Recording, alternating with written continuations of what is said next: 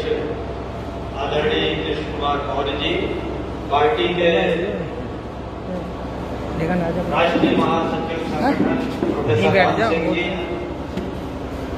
Party के राष्ट्रीय सचिव आदरणीय मनोहर लाल बौद्ध जी, भाई पूनम प्रताप सिंह जी, पार्टी के राष्ट्रीय सचिव शंकर पटेरिया जी, प्रदेश महासचिव भाई मुलायम सिंह कुशवाहा जी, जिलाध्यक्ष जी, जिलाध्यक्ष जी अनिल कुमार कटेरिया जी, थोड़ी देर बैठिए भाई, सामने रहिए जरा। जो हमारे इटावा के जिला कार्यकारिणी के विभिन्न जिला स्तरीय प्रकोष्ठ के सभी जिलाध्यक्ष, सभी कार्यकर्ता, सभी पदाधिकारी और सम्मानित वर्ग, देखिए हम ये देश बहुत बड़ा है और विविधता का देश है, विभिन्न जातियां हैं, विभिन्न धर्म हैं। तो आपका लक्ष्य क्या है? देखिए हम लोग बड़े गरीब लोग हैं, कम पढ़े लिखे लोग हैं, बहुत साधन नहीं है। तो जब हम कम पढ़े लिखे और साधन विहीन हैं तो हमारे बीच से चंद लोग हैं, जिले में कम से कम 150 लोग तो ऐसे हैं जो पूरे देश स्तर की चिंता कर सकते हैं, देश स्तर की सोच रख सकते हैं। भाई 100 लोग भी नहीं है, इतने लोग तो होंगे ही ना। तो ये काम उन लोगों का है और उन्हीं लोगों के बीच से आप तमाम लोग बैठे हुए हैं कि आम जनता को इसको चिंता नहीं है कि राष्ट्र का निर्माण कैसे होगा, शिक्षा सुधरेगी कैसे, रोजगार कैसे आएगा।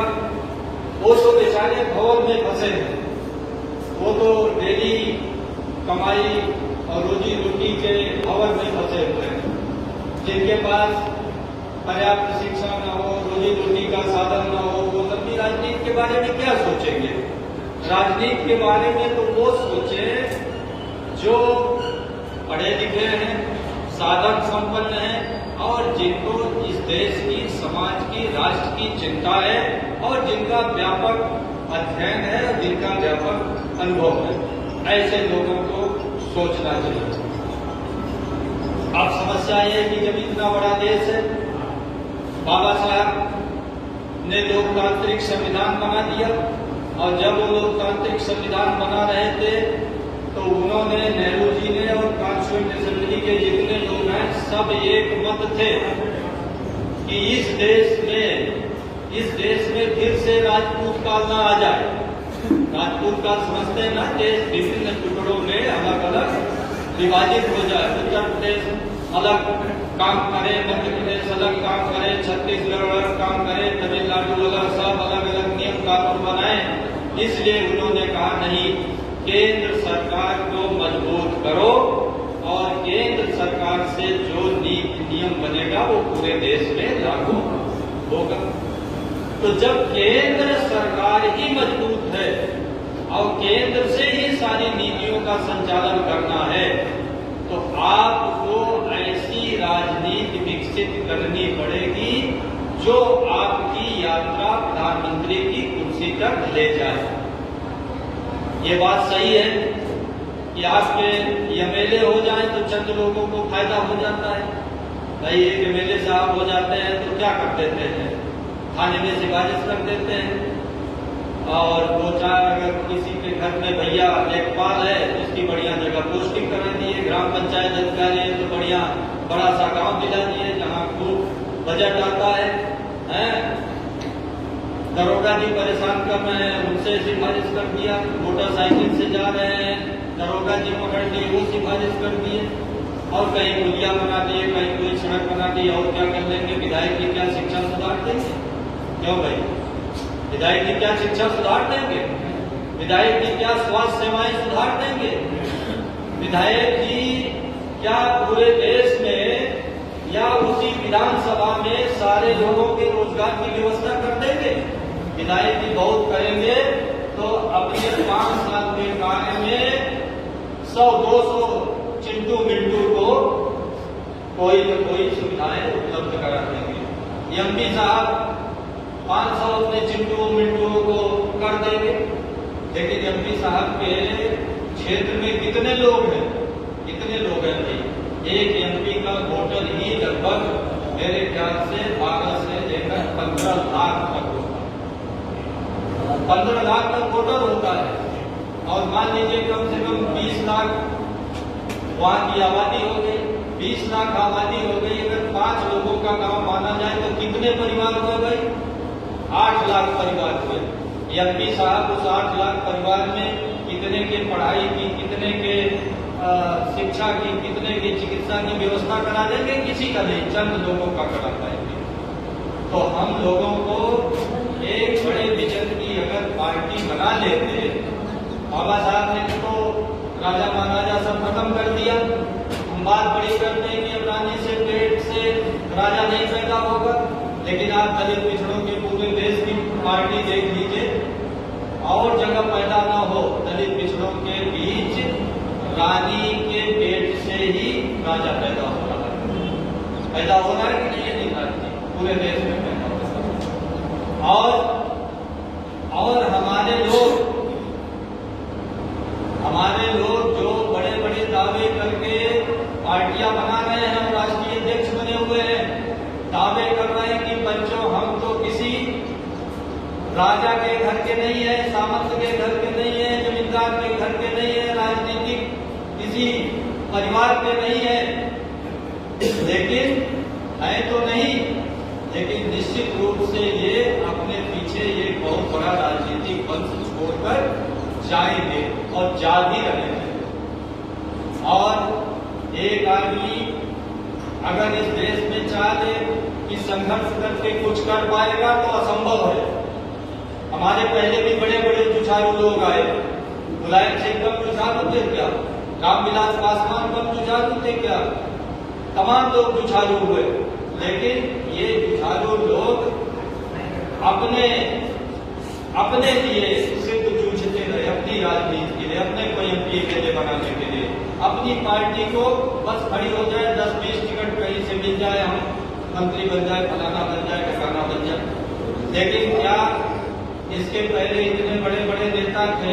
अगर ये मिल करके इस देश में एक लोकतांत्रिक पार्टी बना देते, लोकतांत्रिक का अर्थ हुआ कि भाई 3-3 साल राष्ट्रीय अध्यक्ष रहते, मान लो 3 साल लालू यादव रहते, 3 साल बाद मुलायम सिंह रहते, 3 साल बाद करुणानिधि हो जाते, 3 साल बाद कोई हरियाणा का चौधरी देवीलाल हो जाते, 3 साल बाद कभी राजस्थान का हो जाता है, कभी 3 साल बाद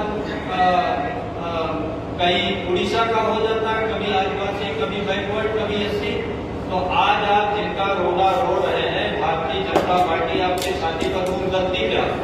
आप उत्तर दे दीजिए।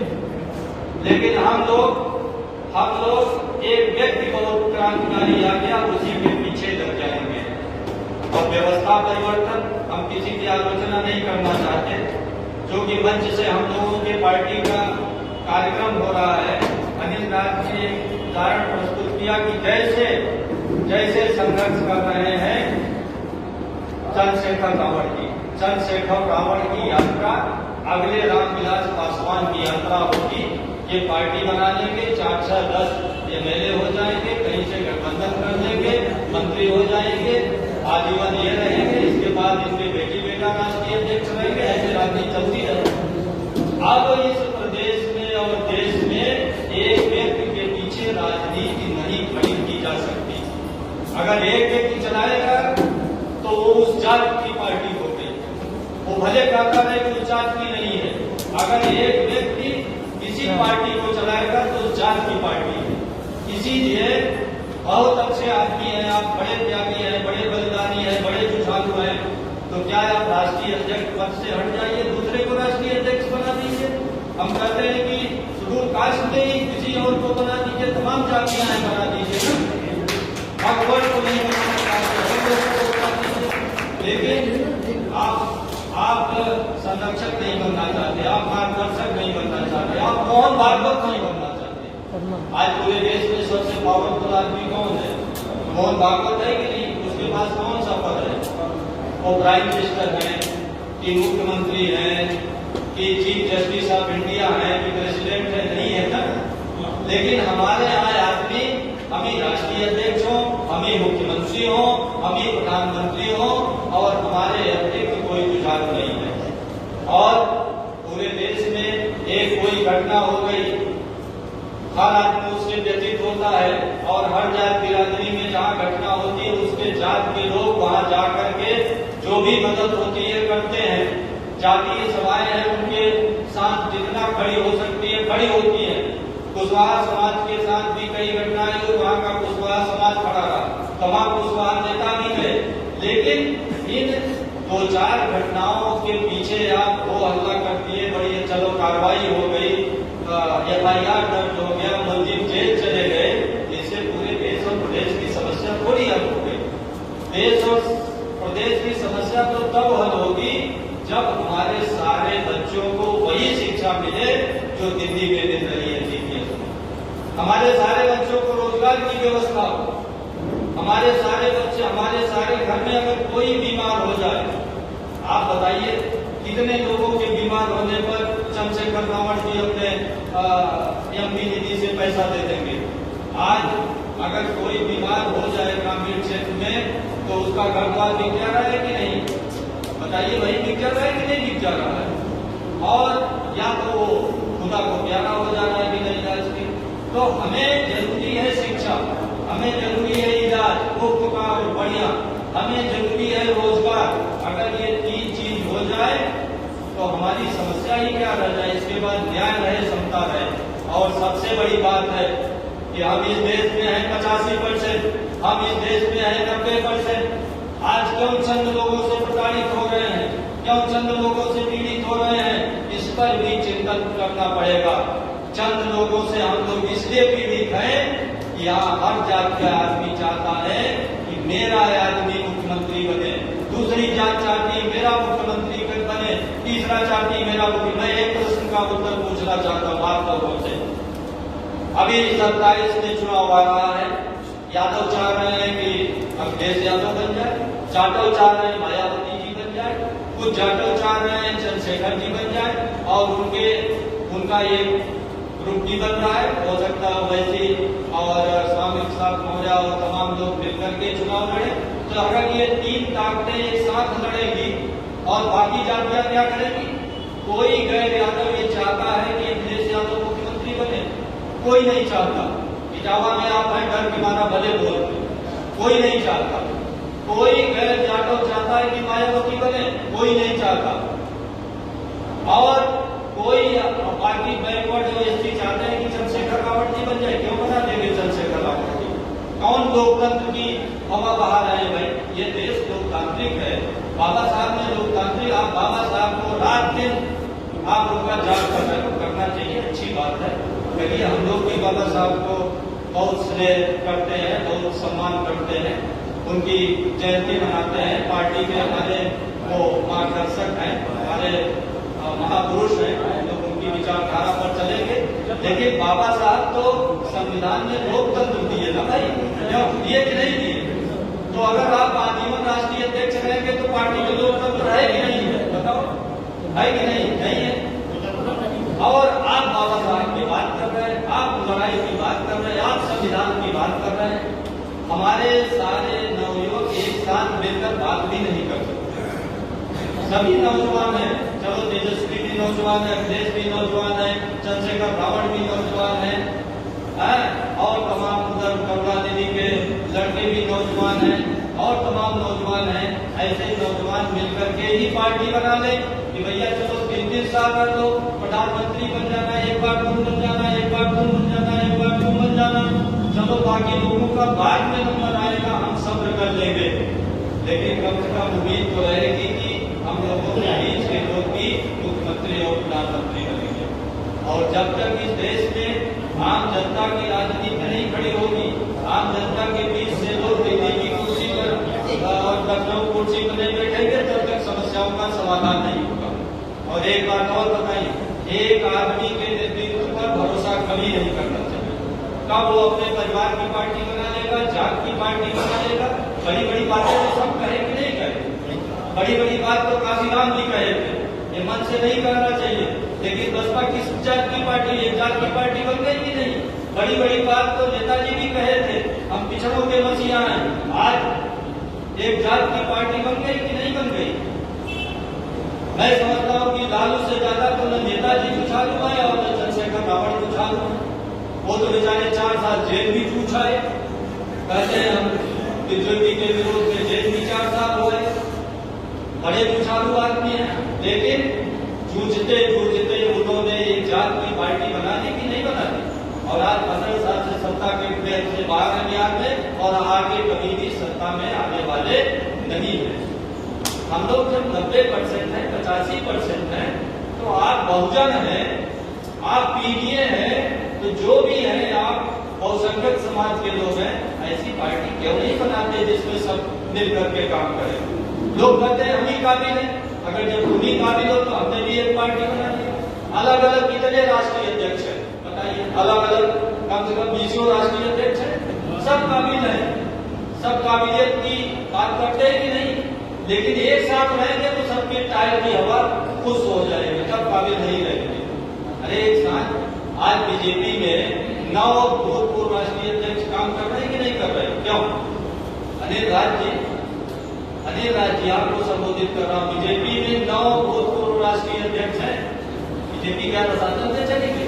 हमारे यहाँ आदमी कहता है कि हमसे ज्यादा जुझारू, हमसे ज्यादा संघर्षशील, हमसे, अरे भाई आप क्या राष्ट्रीय अध्यक्ष, हम राष्ट्रीय अध्यक्ष हो जाए तो क्या आजाद समाज पार्टी में उनकी पूरी काबिलियत खत्म हो जाएगी क्या?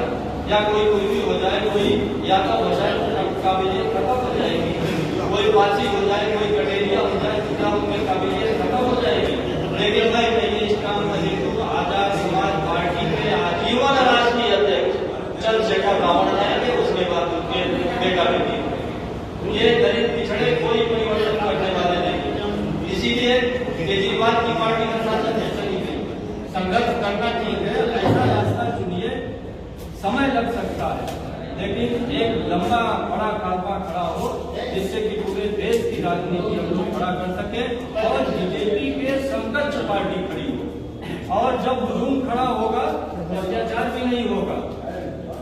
अभी तो आप संघर्ष तो करते हैं, अगर हम पूछे जितने केस के संघर्ष लोग किए उसका परिणाम क्या हुआ? परिणाम कोई देखने जा रहा है? अरे आपकी दवाओं में FIR हो गई, आपकी दवाओं में गिरफ्तारी हो गई, वो तो हो ही जाती है ज्यादातर केसेज में, आप श्रेय आपको चला गया। उसके बाद हुआ क्या? और तमाम परिवार हैं जो गरीबी में आत्महत्या कर रहे हैं, तमाम किसान आत्महत्या कर रहे हैं, तमाम हमारे बच्चे पढ़ नहीं पा रहे हैं, तमाम लोग जो गंभीर बीमारियां हो रहे हैं, गरीब लोगों को मर जा रहे हैं, उसमें कौन सा जूझ करके आप उनको राहत प्रदान कर देंगे? तो जब तक हम व्यवस्था परिवर्तन नहीं करेंगे, चंद इमोशनल मुद्दों पर यहाँ बड़ा हीरो बने बैठे हैं। हीरो तब बनिए जब इस पूरे देश की व्यवस्था को सुधारने के लिए एक बड़ी राजनीतिक दल बनाने का जज्बा और जज्बा भी जरूरी और त्याग भी जरूरी, बिना त्याग के नहीं बनेगा। तो हम यही कहेंगे कि सम्यक पार्टी एक बड़े सोच की, एक बड़े चिंतन की, एक बड़े दर्शन की पार्टी बना रही है। समय लगेगा, हमें जल्दी भी नहीं है। 10-5 साल भारतीय राजनीति के लिए कोई मायने नहीं रखता, लेकिन बाबा साहब ने इस देश में लोकतंत्र दिया है और सम्यक पार्टी इस देश की दलित पिछड़ों की जो खंड में बनी राजनीति है उसको हम अखंड बनाएंगे, लोकतांत्रिक बनाएंगे और हम इस पूरे समाज को इतना सक्षम बनाएंगे कि ये मांगने वाला ना बने, ये रोने वाला ना बने, ये मांग पत्र करने वाला ना बने, ये खुद दिल्ली और लखनऊ की कुर्सी पर बैठ करके खुद अपना